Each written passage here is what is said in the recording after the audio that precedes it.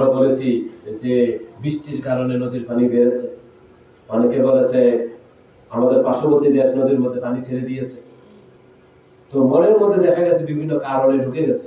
কেউ হয়তো এসব নিয়ে কথা বলেছে, অথবা কারোর সাথে বসেছিলাম, সে মনের মধ্যে চিন্তা করতেছে, তার সাথে বসে থাকার কারণে তার মন থেকে আমার মনে এসেছে, অথবা তার হাতে কিছু খাইছি, সে ওই বিষয় নিয়ে চিন্তা করতেছে।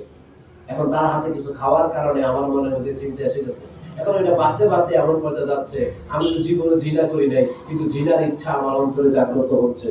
তখন পড়া আস্তাগফিরুল্লাহ আস্তাগফিরুল্লাহ, আরো বেশি উন্নতির জন্য সুবহানাল্লাহি ওয়া বিহামদিহি সুবহানাল্লাহিল আযীম ওয়া বিহামদিহি আস্তাগফিরুল্লাহ, সুবহানাল্লাহি ওয়া বিহামদিহি সুবহানাল্লাহিল আযীম ওয়া বিহামদিহি আস্তাগফিরুল্লাহ। আরো বেশি উন্নতির জন্য রোজা রাখতে হবে। আত্মপরিশুদ্ধ হয়, কি হয়? আত্মপরিশুদ্ধ হয়। আমাদের দরকার, আমাদের কি দরকার? আত্মকে পরিশুদ্ধ করা। আত্মার মধ্যে কোনো কিছু করবে, এটাকে আউট করতে হবে। কি করতে হবে? আউট করতে হবে। কাজ করে নাকি কাজ না করে? কাজ না করে এখন অন্তরের মধ্যে ঢুকছে, আমি কোনো নেশা দ্রব্য পান করতে হবে, কোনো নেশাখোর ব্যক্তির সাথে বসেছিলাম, কোনো নেশাকারী ব্যক্তির সাথে চলেছিলাম, তার অন্তর থেকে আমার অন্তরে ডাইভার্ট হয়েছে, এসেছে। এখন এটাকে ফেলে দিতে হবে। কিভাবে? ওটা করে না, ওটা করে না, ওটাকে মেরে, ওটাকে দমন ধরে, ওটাকে অফ করে থেমে যাও। তওবার পরিভাষার বিপরীত অর্থ হচ্ছে থেমে যাওয়া। তওবার বিপরীত অর্থ কি? থেমে যাওয়া। আমার আল্লাহকে বান্দা, তুমি অন্যায় করো, অন্যায় করে তওবা করো। অর্থাৎ তুমি অন্যায় করার পরে যখন তওবা করো, আমি আল্লাহ মাফ করে দিই। কিন্তু যদি এই অন্যায়টা চলতেই থাকে, এই তওবার কোনো মূল্য নাই। অর্থাৎ তওবার হাকিকত হচ্ছে থেমে যাওয়া। অর্থাৎ মনের মধ্যে যদি এমন কিছু চলে, এটাকে থেমে দিতে হবে। কি করতে হবে? থেমে দিতে হবে। যেমন নদীর মধ্যে পানি বাড়ছে আর বাড়ছে বৃষ্টির কারণে। আল্লাহ যদি বৃষ্টি থামিয়ে দেয়, পানি আস্তে আস্তে কমে যাবে, আর নদী এদিক দিয়ে ভাঙানোর চেষ্টা করবে না। মনের মধ্যে কারো অন্তর থেকে এসেছে, বা কারো বাক্য থেকে এসেছে, কারো চালচলন দেখে এসেছে। এখন আমি যদি এটাকে থামিয়ে দিই, অর্থাৎ এমন ব্যক্তি কে যে আজকে আমার মনের মধ্যে সিগারেট খাওয়ার নেশা জাগতেছে, আজকে আমি কার কার সাথে বসেছি, এমন এমন ব্যক্তির সাথে বসেছি, তারা মনে সিগারেট খায়, তাদের সাথে কিছুদিন চলা কমিয়ে দিতে হবে। দূর থেকে হাই হ্যালো বলতে হবে। কোনো গীবতকারী, আমি জীবনে গীবত গাই না, কিন্তু আমার অন্তরে এখন গীবত দেওয়ার ইচ্ছা জাগ্রত হয়েছে, খুব ইচ্ছা করতেছে উমুকের নামে কথাটা উমুকের কাছে বলার জন্য। কেন? আমি তো গীবত গাই না, আজকে কার কার সাথে বসেছি, কার কার সাথে হাত মিলেছি, কার কার সাথে চলেছি, বসে চিন্তা করবো। এটাকে বলে মোরাকাবা।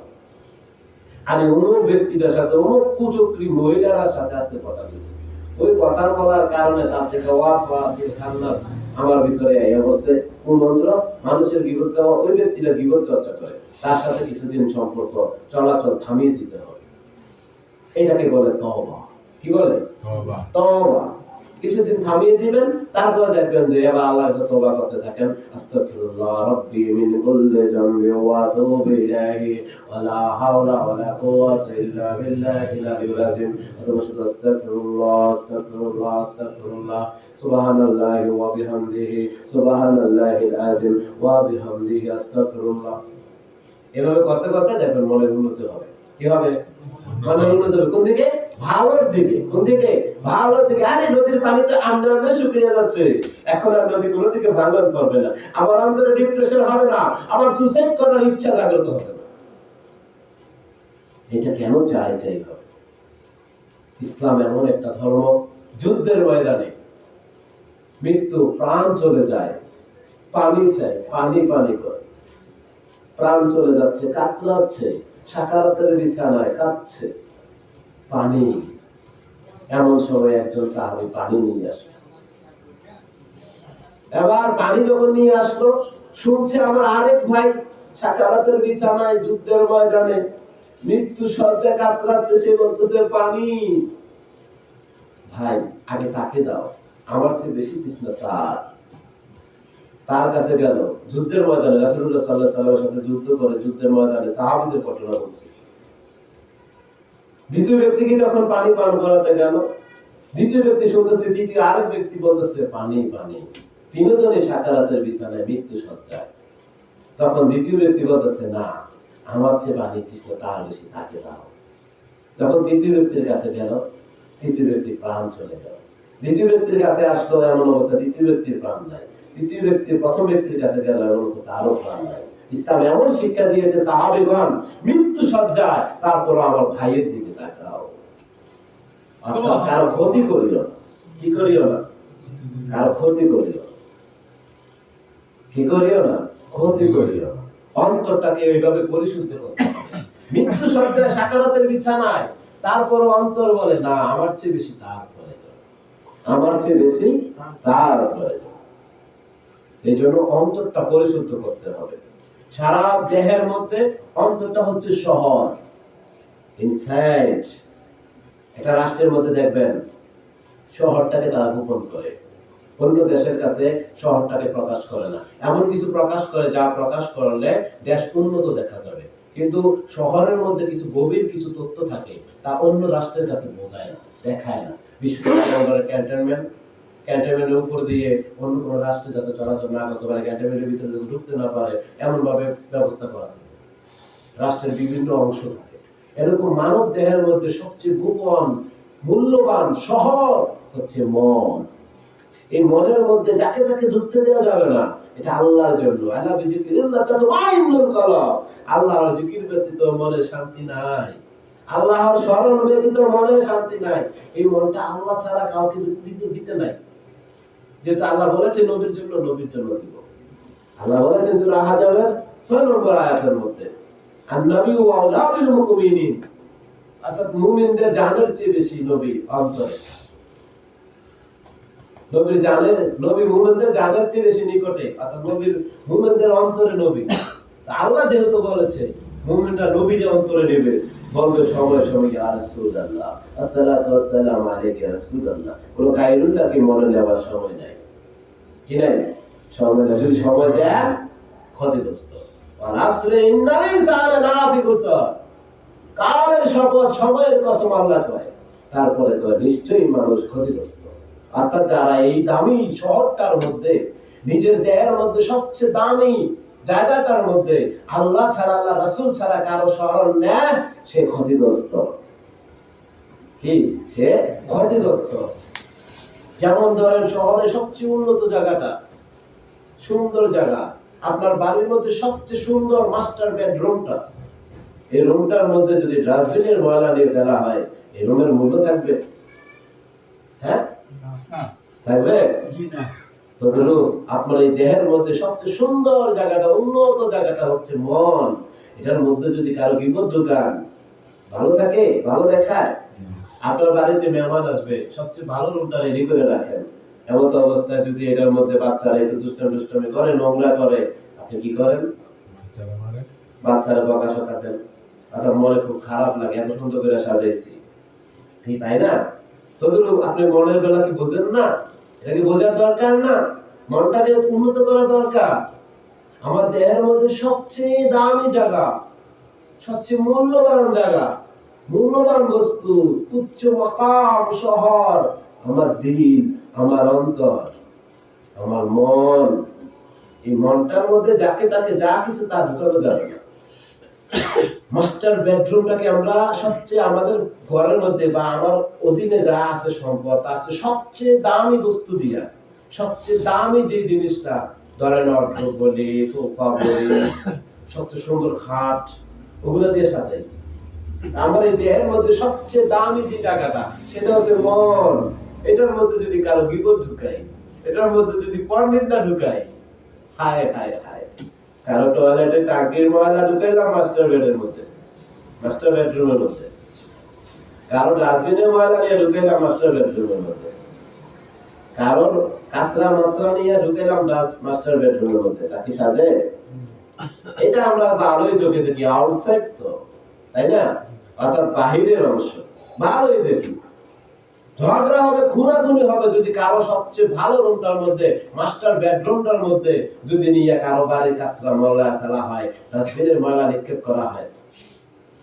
কি বলেন? ঝগড়া হবে না? ঝগড়া হইতে হইতে মারামারি, খুনাখুনি হবে। কারণ আউটসাইড, বাহিরের অংশ দেখা যায়, ভিতরের অংশ ইনসাইড দেখা যায় না। তাই এটার মধ্যে যত আবর্জনা আছে ফুরিয়ে যায়, নিজে ফুরায়। কে ফুরায়? নিজে ঘুরায়, অন্য কেউ ঘুরায় না। বাইরে যখন দেখা যায় আমার মাস্টার বেডরুমের ভিতরে কেউ ময়লা ঢুকেলে তারা পালিয়ে হত্যা করি, কিন্তু আমি নিজে আমার মাস্টার বেডরুমটা ময়লা করি। হায় হায় হায় হায়, বিপদ চর্চা, পর নিন্দা করা, মনটা কলুষিত দূষিত হয়ে যায়। এগুলি ছেড়ে দিতে হবে। কেউ যদি নতুন কিছু করে তাকে উৎসাহ দিতে হবে, তাকে দোয়া করতে হবে, অন্যথা তার মধ্যে দিয়ে তাকে আমি আল্লাহর কাজ করতে থাকি। কেউ বিবাহ করলো, নতুন বিবাহ করলো, তোর বউটা কেমন রে, তোর বউটা তোর মার লোকে ভালো নেই, এগুলো কেন খোঁজ করবো? এগুলোর জন্য তো আমি না, এগুলোর জন্য আল্লাহ মানুষ রাখছে তো, রাখছেন। সে আমাকে খাওয়ায় না, আমি তার খাই না, সে আমার খায় না, কেন এগুলো নিয়ে পড়ে থাকি? আল্লাহ তো আমাকে এই জন্য সৃষ্টি করছেন না। আল্লাহ আমাকে সৃষ্টি করছে আল্লাহর ইবাদতের জন্য। কিসের জন্য? আল্লাহর ইবাদতের জন্য। আমি এগুলো কেন করবো? আমার কথা কি বোঝেন? হ্যাঁ, তো ক্লিয়ার কথা যেটা, যে আমরা আমাদের সবচেয়ে ভালো রুমটা যদি কেউ ময়লা করে তারা প্রকাশ করে, কিন্তু আমরা আমাদের দেহের মধ্যে, দেহ জগতের মধ্যে সবচেয়ে ভালো রুমটা নিজে ময়লা করি। কি করি? নিজে ময়লা করি, নিজে ময়লা করি। বলেন, এই জন্য মুরাকাবা, ধ্যান সাধনা দরকার। মুরাকাবা বসে যাবেন, বাছাই করে করে রুমটা উত্তম ভাবে সাজাবেন। রুমটা সাজাবেন আল্লাহু আল্লাহু দিয়া, রুমটা সাজাবেন মুহাম্মদ মুহাম্মদ দিয়া, রুমটা সাজাবেন সাল্লাল্লাহু আলাইহি সাল্লাম দুরূদ শরীফ দিয়া, রুমটা সাজাবেন নামাজ দিয়া, রুমটা সাজাবেন রোজা দিয়া, রুমটা সাজাবেন যাকাত দিয়া, রুমটা সাজাইবেন উত্তম ইবাদত দিয়া। যখন আপনি আপনার এই দেহ জগতের মধ্যে সবচেয়ে উত্তম যে রুমটা, মাস্টার বেডরুমটা এইভাবে সাজাইবেন, তারপর কি শান্তি লাগে। এই জন্য আল্লাহ বলেছেন, আল্লাহ যিকিরুল্লাহ তাতমাইন্নুল কলব। আসসালামু আলাইকুম। তো বলতেছিলাম, আমরা যখন আমাদের মাস্টার বেডরুমটা সাজাই, কেউ যদি এটাকে ময়লা করে, হ্যাঁ, কেউ যদি এটাকে ময়লা করে, তার সাথে আমরা খুনাখুনিও করতে পারি না। কিন্তু আমার দিলের মধ্যে, আমার অন্তর যে মাস্টার বেডরুম, এটার মধ্যে আমি নিজে ময়লা করতেছি। আমার কথা বুঝতে পারছেন? বেডরুম, মাস্টার বেডরুম সবচেয়ে আমার ঘরের মধ্যে সবচেয়ে সুন্দর যে ঘরটা, সবচেয়ে ভালো যে রুমটা, ভালো যে ঘরটা, এটাকে ঘরের যদি আমরা মেহমান আসে, মেয়ের জামাই বাড়ির মানুষ আইব, ছেলের শ্বশুর বাড়ির মানুষ আইব, ছেলেরে দেখতে হইব, মেয়েরে দেখতে হইব, খুব সুন্দর করে সাজাই। কিভাবে সাজাই? নিজের যদি উন্নত ফার্নিচার নাও থাকে, অন্য থেকে ধার করে আইনা সাজাই। আউটসাইড দেখা যায়, কিন্তু ইনসাইড সবচেয়ে দামি জগৎ হচ্ছে আমার দিল। আল্লাহ যিকিরুল্লাহ তাতমাইন্নুল কলব, অর্থাৎ আল্লাহর স্মরণ ব্যতীত দিলের শান্তি নাই। সবচেয়ে দামি জায়গা হচ্ছে আমার অন্তর, আমার এই দেহের মধ্যে। আল্লাহ রাসূল বলতেছে সাহাবীদেরকে, তোমরা কি জানো তোমাদের দেহের মধ্যে সবচেয়ে দামি একটা টুকরা বস্তু আছে? সেটা কি? সাহাবীরা কয়, ইয়া রাসূলুল্লাহ, আল্লাহর রাসূল ভালো জানেন, আমাদেরকে দয়া করে জানিয়ে দেন। এই দামি বস্তুটা হচ্ছে দিল, কলব, হার্ট, হৃৎপিণ্ড। এই হৃৎপিণ্ডটা যদি মানুষের ভালো থাকে, তার সারা শরীর ভালো। এই হৃৎপিণ্ডটা যদি খারাপ থাকে, তার সারা শরীর খারাপ। তার হৃৎপিণ্ডে যদি গীবত চর্চা থাকে, পরনিন্দা থাকে, যে হাত পা মস্তিষ্ক সবকিছু দিয়ে পরনিন্দা চর্চা করে, তার হৃৎপিণ্ডে যদি এগুলা না ঢুকায়, সে তার চালন চলনে সব ভালো দেখা যাবে। এই জন্য বলেছিলাম সূরা আসরের কথা, আসরে আল্লাহ বলতেছেন কালের শপথ, সময়ের কসম, ইন্নাল ইনসানা লাফি খুসর, নিশ্চয়ই মানুষ ক্ষতিগ্রস্ত। তারপরে বলতেছেন কিন্তু তারা না, কিন্তু তারা না। আমরা একটু আগে বলেছিলাম না সূরা আসরের কথা, দেখেন ওয়াল আসর প্রথম আয়াত।